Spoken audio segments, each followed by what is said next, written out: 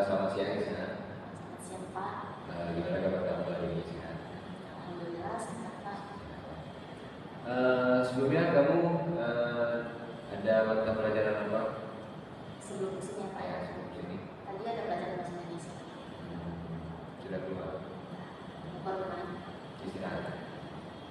Baik, apa yang membuat Isna mungkin mengunjungi Bapak dan ingin berbicara dengan Bapak hari ini?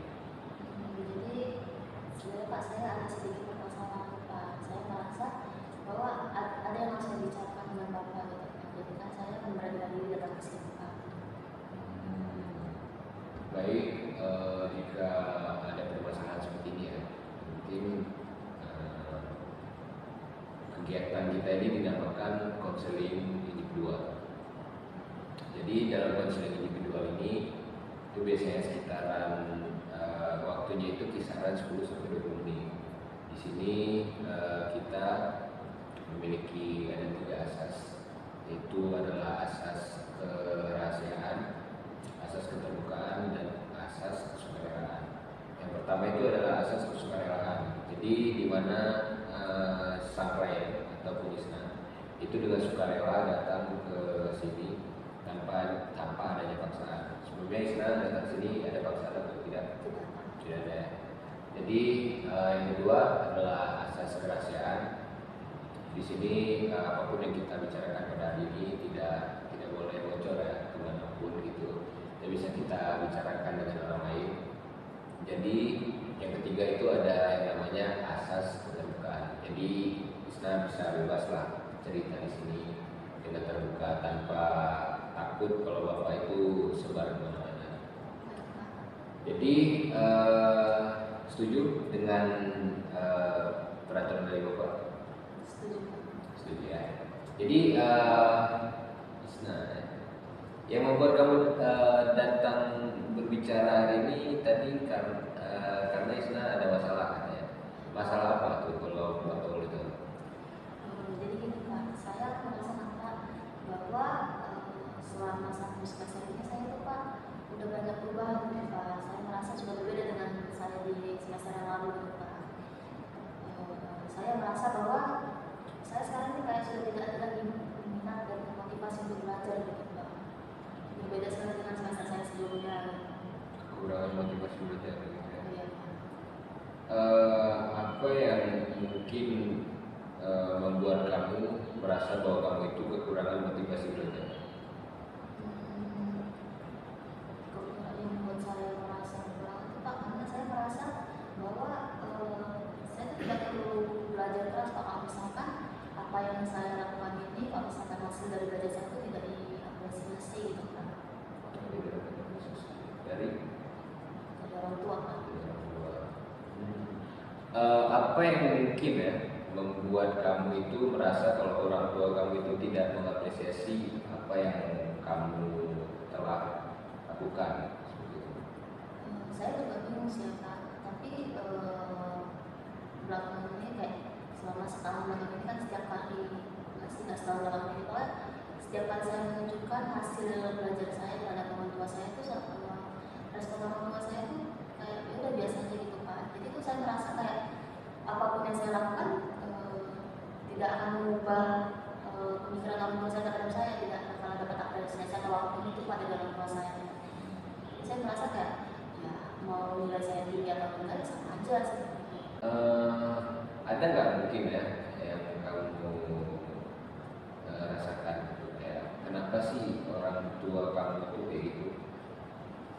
Saya kalau pastinya saya nggak tahu sih Pak, cuma selama ini saya cuma berpikir kalau mungkin orang tua saya itu seperti itu karena mereka sudah lelah dalam bekerja gitu ya Pak.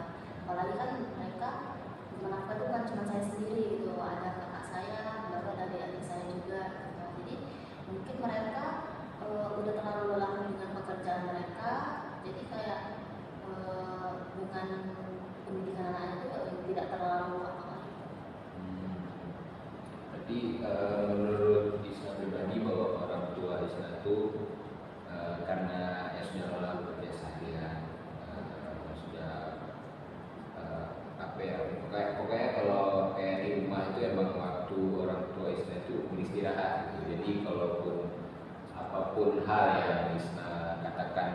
mereka itu responnya pasti seperti apa ya, ya udah gitu, tidak respon yang tidak diharapkan oleh Isna sendiri. Bapak mau tanya, sebelumnya Isna udah pernah ngomong atau komunikasi dengan orang tua Isna terkait masalah ini sebelumnya? Belum pernah sih, kamu pernah coba ngomong. Belum pernah coba. Menurut Bapak kamu harus coba sih berkomunikasi dengan orang tua kamu, karena menurut Bapak itu salah satu faktor yang membuat kamu motivasi belajar kamu itu turun. Dari beberapa hal yang sudah Bapak catat, ada beberapa poin. Permasalahan kamu di sini adalah kesulitan fokus belajar, kurangnya motivasi belajar, dan juga adanya komunikasi dengan orang tua kamu. Gimana menurut kamu? Apakah apa yang Bapak tulis di sini itu sudah sangat menggambarkan masalah kamu? Iya, Pak, betul, Pak. Tapi gimana cara saya untuk berkomunikasi dengan orang tua, Pak? Karena saya merasa saya tuh nggak berani, Pak, untuk ngomong sama orang tua terkait permasalahan saya ini, Pak. Kamu tidak berani atau takut ya berkomunikasi dengan orang tua? Kalau kamu mungkin takut berkomunikasi dengan orang tua, kamu bisa coba cari motivasi mungkin dari luar kamu tersebut. Sebenarnya contohnya dari lingkungan kamu, lingkungan pertemanan kamu. Tapi Bapak saran dari Bapak itu kamu prioritasin dulu, yaitu ya berkomunikasi dengan orang tua kamu, karena menurut Bapak itu adalah faktor utama dari menurunnya motivasi belajar kamu. Baik, Akan saya coba dulu. ya, coba ya. Baik, bagus. Mungkin minggu depan kita evaluasi bagaimana hasilnya. Bagaimana menurut kamu? Boleh, Pak. Kamu bisa coba ya saran dari Bapak tadi. Menurut kamu bagaimana perasaan kamu setelah kamu mengikuti bimbingan, setelah kamu mengikuti konseling kelompok pada hari ini, Bapak? Alhamdulillah, Pak, setelah saya mengikuti kegiatan ini, Pak, saya merasa sedikit lebih lega, ya, Pak. Karena saya merasa bahwa apa yang saya pendam selama ini bisa saya utarakan, dan saya juga bisa menemukan jawaban terkait permasalahan saya, Pak. Mungkin nanti seperti yang Bapak bilang tadi, saya bakal coba usaha untuk komunikasi sama orang tua. Kalau misalkan memang saya tidak menemukan waktu yang tepat untuk komunikasi, saya akan coba cari cara lain bagaimana saya bisa mengembalikan motivasi belajar saya, mungkin dari teman-teman saya atau dari yang lain. Baik, bagus sekali. Terima kasih sudah mau terbuka ini. Bapak percaya kalau kamu itu pasti bisa membuat perubahan, ya, membuat perubahan. Jadi kamu pasti bisa berubah menjadi yang lebih baik. Jadi ya, kita tunggu hasilnya minggu depan. Terima kasih. Terima kasih banyak juga ya, Pak. Saya izin ya, Pak. Ya, sampai jumpa di pertemuan berikutnya.